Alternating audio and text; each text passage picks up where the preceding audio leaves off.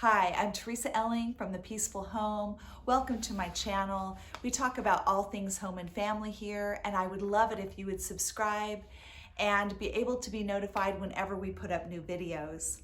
For the month of October 2020, I am posting a new video every single day. Today we're taking questions from viewers, and I have three that are very similar. One is, my kids are 4th grade and 2nd grade. How do I keep track of all of their school stuff and artwork and organize it? A second one is, how do I declutter homeschool materials, keeping in mind that I may use something for a child down the road.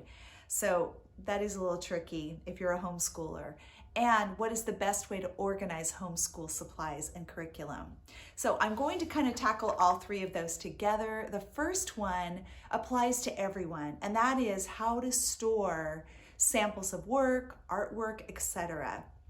The first thing you want to do, so in the example of a 2nd grader and a 4th grader, if you have never done any organizing, hopefully at least you have everything in one spot, in one pile or bin. What you want to do is get out everything that is current for this school year and start there. The rest of it you're going to put aside to deal with later. You need some sort of container. The pull-out drawers are really nice to use, but you can have containers with lids. It's just the drawers, you can pop things in there really fast. But a lot of times they don't store as much. So whatever you use, make sure that it's handy and easy to get to and that your children can reach it. So put that in a good spot. Every Friday, you're gonna have children, whether they're homeschooled or doing Zoom at home with the pandemic, or if they are bringing backpacks home from school, every Friday have them go through their schoolwork. Anything that they want to save is gonna go in the drawer. Any artwork they wanna save is going to go in the drawer. If they have something that they kind of wanna remember, but they don't need to save it, you might wanna take a picture of it. You also can put in, if you are a homeschooler and need to have samples of your children's work, that would go in the drawer or container as well. So every Friday you're going to go through, put that stuff away. Every summer, as soon as school ends, set some time, put it on your calendar to go through the paperwork from that year. And you'll do the same thing. You'll declutter, you'll have your children go through, pick favorite pieces that they want to keep anything that you want to keep, and now you transfer it to their keepsake box. Or if you're homeschooling, you transfer it to a file for samples of their work. One of the things I did for all of my children, and this was my way of doing record keeping as well, is I made these binders and just simply put things in plastic protector sheets. We usually did a beginning of the year questionnaire with questions that were just fun for them to look back on. If there was a workbook, I would rip off the cover and have one sample piece. This is a little preschool book. And pretty much anything we did, any field trips, camps, there were just so many things. Artwork, a list of our field trips and our read aloud books. Things, coloring, maps. It was just a great way to keep track. A really fun field trip that we did. It's kind of fun to look back at this. Fun trips. Promotion to the next grade. Again, samples of math. More artwork. Anytime we went to a play or a concert, we put that stuff in here. And it just ended up being even an assignment sheet, you know. It was a record that I needed for their homeschooling. Plus, these are the books that my children have all kept and still have to this day. You also don't have to put everything into a notebook. You can just keep these papers loose in a box, and that works just fine. If you do that every year, you will keep on top of it. You will not have a backlog. If you're starting late, then slowly begin to work the previous years until you get them all taken care of. Okay, the next question about decluttering homeschool curriculum when you're still right in the middle of homeschooling. I still had an entire bookcase full of curriculum by the time my 6th child graduated. And there were still things that I hung on to that I just couldn't part with. And I understand that thing of this didn't work for the first 3 kids, but it might work for number 4, you know? And so you hang on to stuff. What I would encourage you to do is look at the size of your container. Whether it's your container being your room, your bookcase, a bin, whatever it is, have that be your parameter.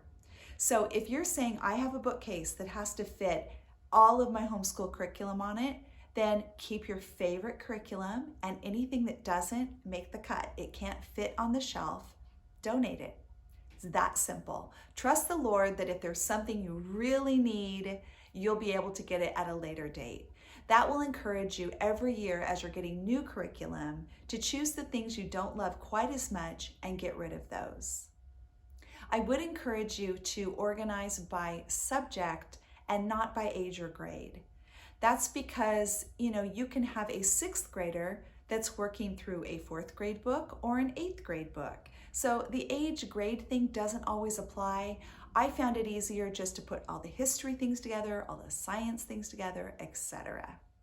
All right, this brings us to the 3rd question, and that is organizing homeschool curriculum. Now, one of the things that I did was I made a clear distinction between kind of my curriculum and the kids' curriculum. So things that went into my box would be my planner for the week, any of the books that I'm reading out loud to the kids. Let's say we are doing a read aloud and that goes in my box. Let's say we do our science together. Well, then science goes in my box. If we do Bible together, those things go in my box.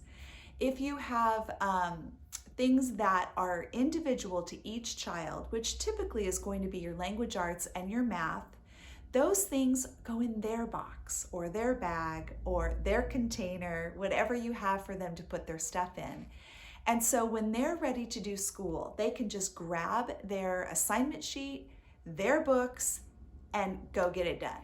You can keep their assignment sheet or assignment book in with their stuff, or you can do something like a clipboard where it is hung up and you can see it easily or make changes on it, but your kids can grab it quickly and then put it back there. Just another idea. There are so many different ways that you can organize. And so I want you to kind of think through how much space you have and what you need before you go out and buy new stuff. But organizers are very helpful. You can use vertical files like magazine holders. You can use horizontal files, and those are great because I would suggest you label everything. So label all of those so your kids know what they're used for and what goes in them. You can also use small bookcases, and those are so easy to find at thrift stores, yard sales. Give them a nice coat of spray paint and you've got instant storage for your family. That can be put in a schoolroom or a corner of the dining room or living room, wherever you normally do homeschooling. You can also use crates to put books in, and small boxes. If you have a subject like you do art every Friday or you do nature study every morning, have all of your nature study books in one box ready to go. You'll probably need something for keeping files, and you don't really need a file cabinet. You can get away with a small wire organizer or a small box to keep files in, and it doesn't take up much space. Another thing to consider is art supplies. Things like markers, you can have those in closed containers. If you tend to be on the go a lot, that way you can just grab them, head to the park, do school in the car, whatever you need to do. But if you're home mainly, I would encourage you to have open containers so that they're just accessible at all times for your kids. Keep in mind the ages of your children. You might want to keep things like Play-Doh and paint in sealed containers and out of the way, where they will have to ask permission and check those things out, just so you can monitor their use. Or maybe you want more of a Montessori style, where you train your children not to touch them without permission, but you have them out on an open shelf. I had these cubbies made when my children were little. We have 6 kids, so 6 boxes. And I use them for different things. Use them for homeschool. They each had their own section. For quite a while, we used them at the bottom of the stairs. They each had their own bin with a box in it so that they could put things in there without having to go upstairs every single time they needed to put something away. And then at the end of the night, they would just go put away all of their belongings. So something like that is really handy as well. I wanted to show you this footage that a viewer sent me after she organized her homeschool supplies. She just did a fantastic job utilizing vertical files and containers to separate materials and get them organized. And she put her art supplies out for the kids to use, easy access, and stored her paperwork in an accordion file, which is a great idea. I would encourage you, though, to do what I mentioned at the beginning as far as organizing work. Make sure at the end of the week, or at least at the end of the month, that your children go through all their papers in their box, go through completed workbooks, and if you need sample pages for your homeschool, go through and pick out a few, or have your children pick out a couple of their favorite sheets, pull them out, put them in the sample work file, toss the workbook.